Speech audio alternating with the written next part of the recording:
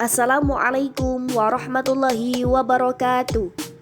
Kami dari kelompok 10 yang beranggotakan Fikba Al-Fuzahab dan Hani Nikmatul Ula akan mempresentasikan materi tentang kajian buku Sejarah Kebudayaan Islam kelas 7 dan kelas 10. Silahkan disimak. Assalamualaikum warahmatullahi wabarakatuh. Perkenalkan, nama saya Hani Nikmatul Ula, nomor induk mahasiswa 201190090 dari kelas PAIC. Saya akan mempresentasikan makalah saya yang berjudul tentang kajian buku Sejarah Kebudayaan Islam kelas 7 MTS dan kelas 10 MA.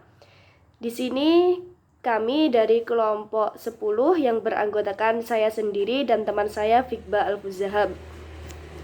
Oke, jadi di sini pertama saya akan menjelaskan mengenai materi SKI kelas 7. Materi SKI kelas 7 di sini terdiri dari 5 bab, di mana setiap babnya terdapat sub-bab yang akan dijelaskan secara rinci. Di sini saya akan menyebutkan mengenai subbab-babnya saja, tidak akan saya jelaskan secara lebih lanjut. Oke. Yang pertama yaitu bab 1, kearifan Nabi Muhammad SAW wujudkan kedamaian, yang terdiri dari subbab kondisi masyarakat Arab sebelum Islam, yang di dalamnya ada kepercayaan masyarakat sebelum Islam, kondisi sosial masyarakat Mekah sebelum Islam, kondisi ekonomi masyarakat Mekah sebelum Islam, dan kondisi politik masyarakat Arab sebelum Islam.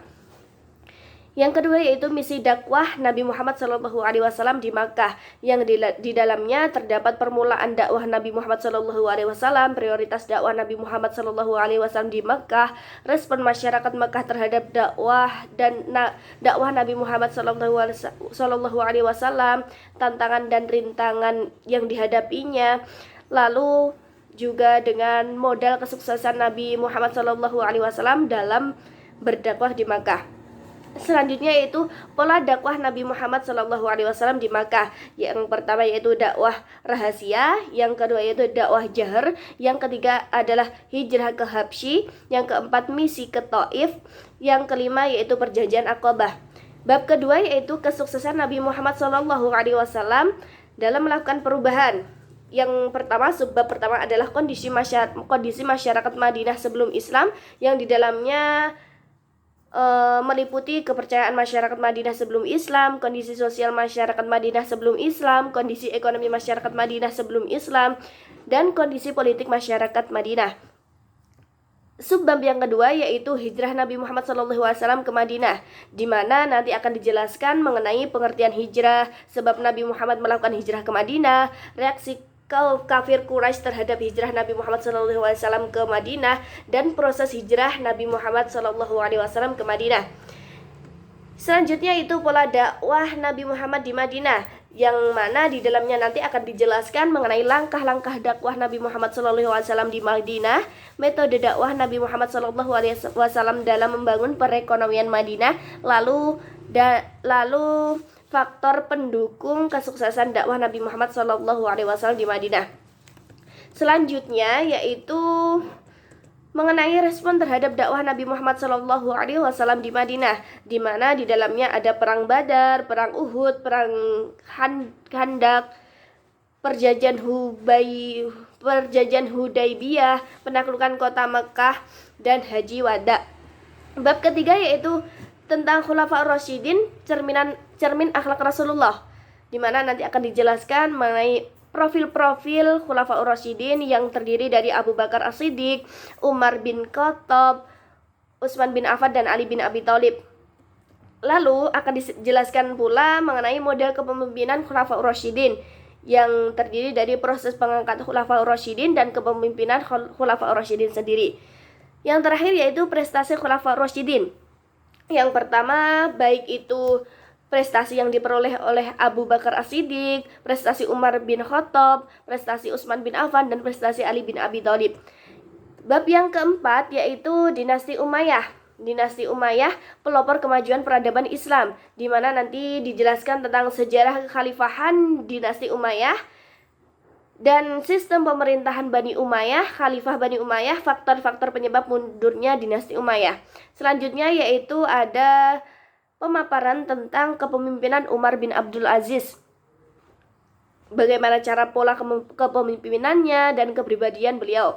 Oke, yang bab kelima yaitu mengenai perkembangan kebudayaan Islam dinasti Bani Umayyah. Ya, di sini nanti yang akan dibahas adalah pengembangan kebudayaan Islam pada dinasti Umayyah, para tokoh dan perannya pada dinasti Umayyah, di mana itu terdapat bidang ilmu hadis, ilmu tafsir, ilmu fikih, ilmu tasawuf, ilmu bahasa dan sastra, ilmu sejarah dan geografi, serta ilmu kedokteran. Oke, pada materi SKI kelas 10 pada dasarnya sama, yang dibahas adalah sama. Tujuannya apa? Tujuannya itu untuk memantapkan materi-materi yang telah diterangkan atau dijelaskan pada kelas 7 dengan cara mengulang materi. Dengan juga ditambahi materi-materi tambahan. Di kelas 10 penjelasan mengenai dinasti Umayyah dipecah menjadi dua, yaitu saat di Damaskus dan di Andalusia. Bedanya hanyalah itu. Dan terdapat penambahan materi. Oke, presentasi selanjutnya akan dilanjutkan oleh teman saya, yaitu Mas Fikba Al-Fuzahab. Assalamualaikum warahmatullahi wabarakatuh. Perkenalkan, nama saya Fikba Al-Fuzahab dari kelas PAIC dengan NIM 2011-987. Di sini saya akan melanjutkan presentasi dari teman saya, yaitu perbandingan materi SKI kelas 7 dan kelas 10. Berdasarkan kompetisi yang akan dicapai antara kelas 7 dan kelas 10 memiliki perbedaan yang signifikan. Proses penciptaan kualitas setiap generasi itu berbeda karena disesuaikan dengan kemampuannya dalam umur masing-masing siswa. Dalam hal ini, yang menunjukkan perbedaan dari kedua buku tersebut adalah materi yang dimuat dalam buku Siswa Sejarah Kebudayaan Islam atau SKI Pendekatan Saintifik Kurikulum 2013 Madrasah Sanawiyah kelas 7 yang diterbitkan oleh Kementerian Agama Indonesia tahun 2014 memiliki karakteristik penyampaian materi dengan dipoin-poinkan dan dijelaskan secara rinci. Sedangkan dalam buku Siswa Sejarah Kebudayaan Islam Pendekatan Saintifik 2013 Madrasah Aliyah Peminatan Ilmu Keagamaan kelas 10 yang diterbitkan oleh Kementerian Agama Indonesia tahun 2014 memuat materi-materi yang dengan jelas dan juga terdapat materi tambahan, yaitu dinasti Abbasiyah. Sedangkan pada buku kelas 7 tidak memuat materi tentang dinasti Abbasiyah. Hal itu terjadi karena adanya perbedaan capaian kompetensinya dan disesuaikan dengan kemampuan berpikirnya. Jadi pada intinya, adanya buku siswa kelas 10 Madrasah Aliyah bertujuan untuk memantapkan pelajaran yang ada di kelas 7 Madrasah Sanawiyah dengan cara mengulang materi dan juga terdapat materi baru atau materi tambahan lainnya. Cukup sekian presentasi dari saya. Apabila ada kurang lebihnya mohon maaf. Akhiran, wassalamualaikum warahmatullahi wabarakatuh. Sekian presentasi dari kelompok kami. Apabila ada kesalahan atau kekurangan, mohon dimaafkan. Terima kasih. Wassalamualaikum warahmatullahi wabarakatuh.